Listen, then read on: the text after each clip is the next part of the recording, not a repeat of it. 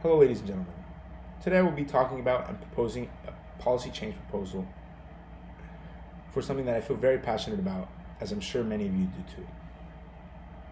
Today I will be proposing that weed should be recreationally legal in the state of Florida. Now that the 2022 ballot has officially been turned down by the Supreme Court, we turn our heads to 2024 and the next revote.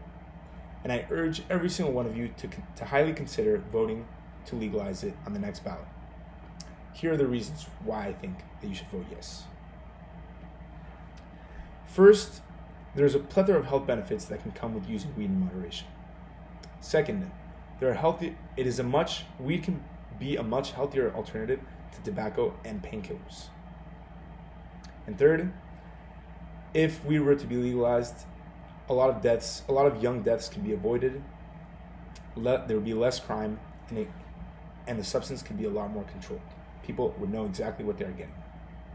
In the last few years, weed went from being a felony to an essential business. Elon Musk recently took to Twitter and said, "This will probably get me into trouble, but I feel I have to say it." Selling weed literally went from major felony to essential business, open during a pandemic in much of America, and yet many are still in prison. It doesn't make sense. It isn't right. Weed should have never been made illegal, and people should never have been in prison for it. Yes, there's a lot of people who abuse it, but it's something that it can help you in so many medicinal ways if you use it in moderation. Let's take a look at the pros and cons of the Gargano plan. Some of the pros include: can reduce anxiety, can reduce inflammation and relieve pain. It can control nausea and vomiting caused by cancer chemotherapy, can kill cancer cells and slow tumor growth, as well as many other health benefits. Some of the cons include as many of you may know, bloodshot eyes, depression, dizziness, fast heartbeat, hallucinations, low blood pressure, injury to lungs, and death of healthy cilia cells, and impaired judgment and coordination. All of these cons can be avoided by using this in moderation. Of course, there will always be side effects to any drug, but if used in moderation and used for the proper reasons, weed can provide much more pros than cons. Doctors and scientists agree. Scientists at Washington State University published a study in the Journal of Affective Disorders that found that smoking cannabis can significantly reduce self-reported levels of depression, anxiety, and stress in the short term. According to Peter Grinspoon of the Harvard Health blog, the most common use for medical marijuana in the United States is for pain control. While marijuana isn't strong enough for severe pain, for example, post-surgery or broken bones, it is quite effective for chronic pain that plagues millions of Americans, especially as they begin to age.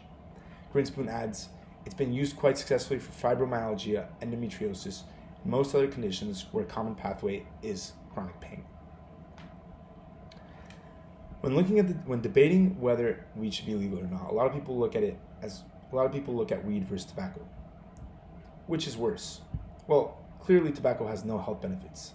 Yes, both can cause lung cancer, chronic bronchitis, and other deadly diseases, but there are alternatives to inhaling weed and damaging your lungs. You can consume it in the form of edibles, and you can get THC and CBD into your bloodstream at the same rate, and it can help you just as much without having to damage your lungs like tobacco does.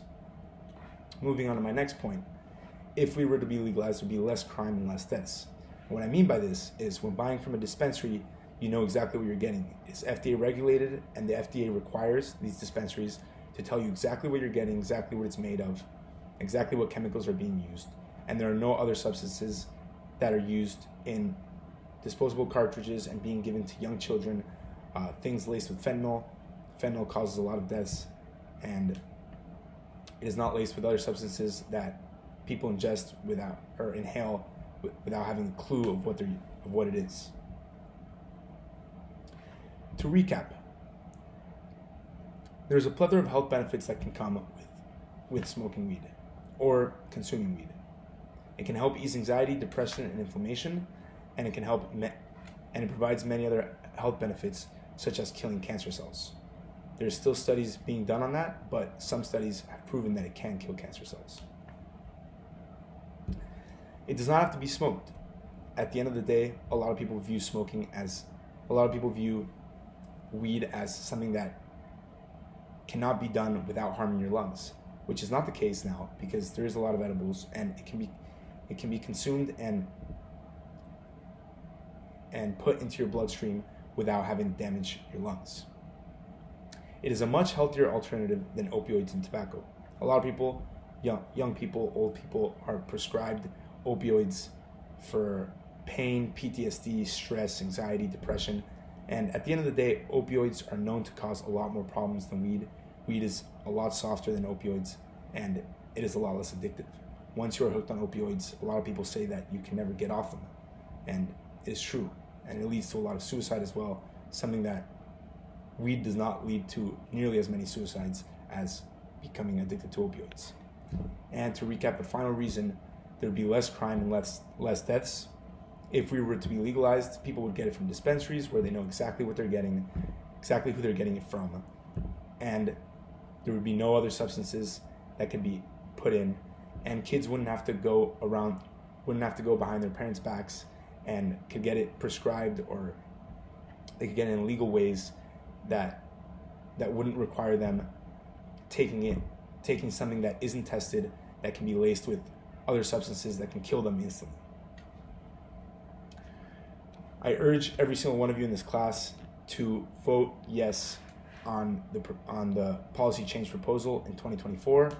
Hopefully the Supreme Court really takes another look at it and takes it more into consideration than they did in the last vote. Thank you very much, ladies and gentlemen.